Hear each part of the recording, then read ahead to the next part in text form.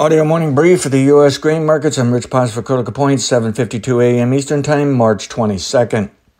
Okay, still going with the idea the level 3 trend is up from March 15th for the May corn market. It's following a trend line up. That may be a bit of luck because if you look at the daily behavior here this week, it's really just moving sideways. It's hugging the 5-day average. It's unsure what to do. At least made a stab up yesterday into our price target and then pulled back.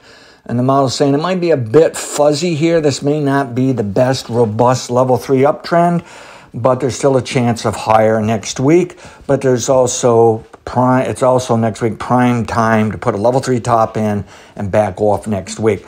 I think upside's rather limited, but I don't think it's really ready to decline, okay? What might be an evidence that, yeah, it's over and done with, trade below the March 19th low at 435. So limited upside, and there is selling coming next week, but the model's saying there really ought to be at least another little pop or something for a day or two getting into next week to kind of extend this level 3 trend out. Zooming out for the weekly chart, everything looks really good. I think we put a bottom in for now into summer.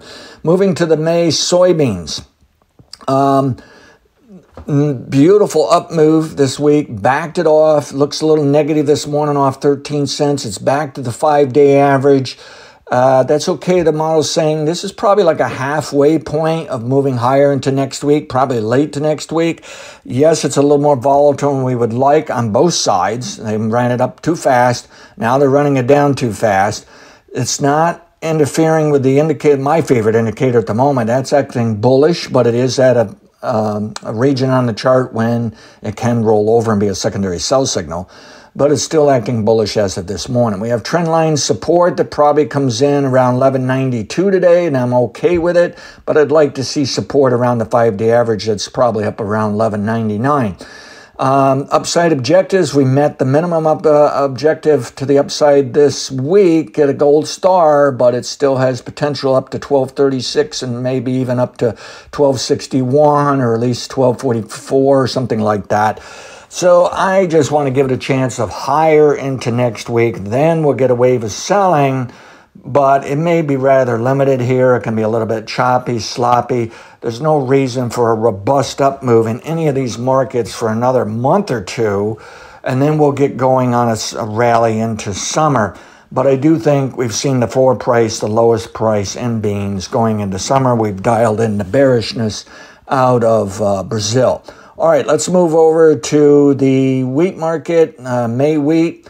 And this is just quiet, dead in the water, hugging the 5-day average, daily indicator rolling over to the sell side, but I have other slower indicators that are still somewhat bullish here.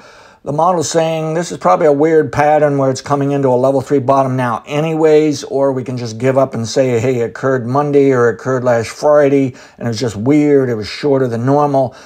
For the moment, I just don't really care. I think maybe what it's going to do is have a level 3 bottom next week, Kevin. There could be a little more downside, but the point is there ought to be a level 3 top next week, okay?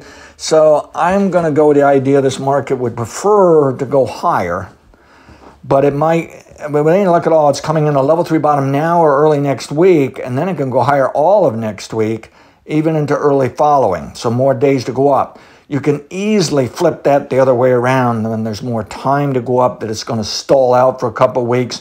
I understand that as well. So I don't think we got a lot of nice trading opportunities necessarily for wheat, but I think it's base building. I think it's doing a bottoming process. I think we've already seen the lowest price in the summer, even though we have to deal with a harvest. So I'm optimistic, but I'm only like modestly bullish here, all right? What would be a sign the market waking up and doing a little better would be able to see a trade above 553 3/4 for the May Chicago wheat. Okay, nothing really exciting on the bull side, but I think the bear side has pretty much been washed out on all three markets, more so corn and soybeans in terms of evidence, but just nothing really exciting here at the bullish. But I think it's now bullish into summer. Dollar, I don't think is going to change too much here. I'm hopeful it'll be a little more helpful. I found some encouraging signs over in China. There's some encouraging signs maybe in like European wheat that can also impact others in global markets.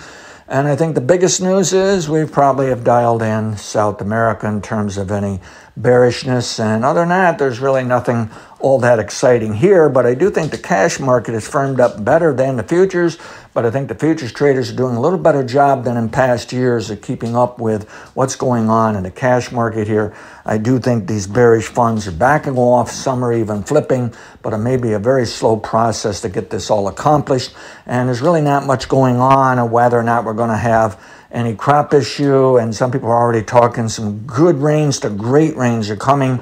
That's going to help planting, and they're going to do away some of this dryness in the U.S., so that can temper how things are going. But the weather event like that is no sign of an actual climate change that would eliminate a chance for a crop problem. The crop problem would still be on the table as a possibility. All right, and I don't see anything exciting in surging demand, but I think these global central banks are a little less concerned over inflation. I think they're ready to lower interest rates and help out global economy that can help out import-export demand.